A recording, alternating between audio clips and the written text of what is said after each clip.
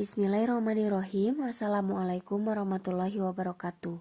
Saya akan mempresentasikan jawaban ujian tengah semester analisis data eksplorasi dengan dosen pengampu Pak Abdul Kudus, Doktorandus, Magister Sains, Doctor of Philosophy. Dengan data yang saya gunakan adalah banyaknya keluarga pada setiap desa di Papua. Perkenalkan, nama saya Nabila Zaratu Fuadi, NPM 160118068, kelas Statistika B. Nomor 1. Pada histogram ini terlihat bahwa sebaran data tidak simetris melainkan menjulur ke kanan. Hal ini disebabkan karena min lebih besar dari median dan lebih besar dari modus. Besaran rata-rata bernilai 184,89, mediannya 83 dan modus 50. Data terbanyak terletak pada selang 0 hingga 1000 dan data yang paling tinggi bernilai 18.000. Selanjutnya pada plot densitas, plot ini dibuat dengan H atau bandwidth yang bernilai 20. Penduga kernel bergantung pada H dan fungsi kernel. Fungsi kernel menentukan bukit yang terbentuk dalam jendela, sedangkan H menentukan lebar jendelanya. Dan plot di atas merepresentasikan distribusi variabel numerik dengan perkiraan kepadatan kernel untuk menunjukkan fungsi kepadatan probabilitas variabel. Dan hasil distribusi plot ini adalah skewed. Nomor 2. Stem and leaf diagram. Diagram batang dan daun membagi data menjadi dua bagian, yaitu batang dan daun. Dahannya terbagi menjadi 5, di mana dahan yang pertama untuk digit 0 sampai 1, yang kedua untuk digit 2 sampai 3, yang ketiga untuk digit 4 sampai 5, yang keempat untuk digit 6 sampai 7, dan yang kelima untuk digit 8 sampai 9. Data tersebut berjumlah 4.871 dengan nilai minimum 4 dan nilai maksimumnya 18.000. Median dari data ini terletak pada stem yang pertama dan bernilai 83. Datanya tidak simetris, melainkan menjulur ke kanan, dan terdapat beberapa gap sehingga data yang terpisah dari kumpulannya diindikasikan sebagai outlier. Leaf unit pada diagram ini adalah 1000, sehingga kita dapat mengambil contoh pada batang 1 dan dahan 8, itu artinya data bernilai 18.000. Nomor 3. Pada histogram yang dihasilkan maupun diagram batang dan daun sebelumnya tidak terjadi bimodus, karena pada histogram terdapat satu pemusatan yaitu di selang 0 sampai 1000, dan pada diagram batang dan daun terjadi pemusatan di stem yang pertama. Nomor 4. Box plot memperlihatkan bahwa sebaran data tidak simetris, sebab median tidak terletak pada tengah box dan garis whisker tidak sama panjang.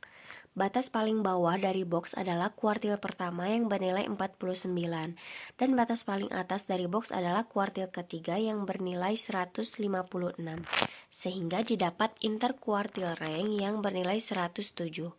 Didapat pula batas minimum yang bernilai minus 111,5 dan batas maksimum yang bernilai 316,5. Nomor 5. Skewness adalah kemiringan distribusi data. Berdasarkan tabel di samping, terjadi kemiringan data ke arah kanan atau positif, di mana nilai min lebih besar dari median dan lebih besar dari modus. Besarnya skewness adalah 14,68. Nomor 6. Kurtosis adalah indikator untuk menunjukkan derajat keruncingan. Berdasarkan tabel di samping, terjadi kurtosis positif karena nilainya sangat jauh dari 0. Maka data dikatakan runcing atau cenderung homogen. Nomor 7. Untuk mengetahui apakah nilai yang berada di atas whisker merupakan outlier atau nilai ekstrim, maka dihitung pula UIF yang didapat 316,5 dan UOF yang didapat 486, sehingga dapat disimpulkan bahwa nilai-nilai yang berada di luar box merupakan outlier dan nilai ekstrim. Nomor 8. Trim min dengan alpha 5%. Didapat 118,0846. Trim min ini adalah nilai rata-rata hitung sekelompok data yang telah diurutkan dan dikeluarkan 5% dari data terbesar dan terkecilnya. Tujuannya untuk menghindari kemungkinan adanya kasus data ekstrim atau outlier. Lalu yang nomor 9 adalah Winsorized min dengan alpha 5%. Didapat nilai 132,668. Nilai tersebut diperoleh dari data dengan penggantian nilai terhadap amatan-amatan terbesar dan terkecil, lalu dihitung rata-ratanya. Tujuannya untuk menghindari kemungkinan adanya kasus data ekstrim atau outlier. Nomor 10, median absolute deviation. Didapat nilainya adalah 41. MAD adalah pendekatan penduga kekar untuk mengukur variasi. Semakin besar MAD, semakin kurang relevan min sebagai indikator nilai dalam suatu kumpulan data. Karena nilai MAD besar, maka nilai 184,89 bukan indikator yang dapat diandalkan dari nilai-nilai lain dalam kumpulan data. Selanjutnya nomor 11 adalah jenis mean difference. Didapat 226,904. Jenis mean difference didefinisikan sebagai rata-rata selisih antara satu amatan dengan amatan yang lainnya.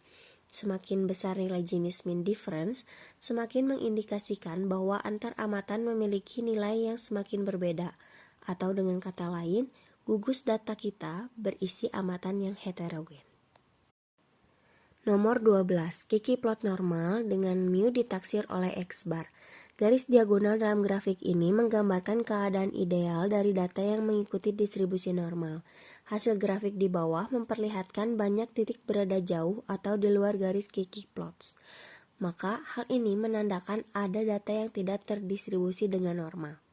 Selanjutnya Kiki plot normal dengan sigma ditaksir oleh S. Grafik ini menggambarkan selisih antara titik-titik dengan garis diagonal pada grafik sebelumnya. Karena data yang kita miliki tidak mengikuti distribusi normal dengan sempurna, maka tidak semua titik jatuh pada garis 0. Semakin banyak titik-titik tersebar jauh dari garis ini, menunjukkan bahwa data kita semakin tidak normal. Nomor 13. Uji Kolmogorov-Smirnov untuk uji kenormalan. Hipotesis H0, data berasal dari populasi yang berdistribusi normal. H1, data tidak berasal dari populasi yang berdistribusi normal. Taraf signifikan kita gunakan alfa yang bernilai 5%. Statistik uji, statistik Kolmogorov-Smirnov bernilai 0,361 dengan p-value atau nilai signifikannya 0. Kriteria uji, tolak H0 jika p-value lebih kecil dari alfa. Nilai kritis, menurut perhitungan p-value, H0 ditolak sebab p-value yang bernilai 0 lebih kecil dari alfa yang bernilai 5%. Sehingga kesimpulannya, data tidak berasal dari populasi yang berdistribusi normal pada taraf nyata 5%. Sekian presentasi yang dapat saya sampaikan. Terima kasih atas perhatiannya. Wassalamualaikum warahmatullahi wabarakatuh.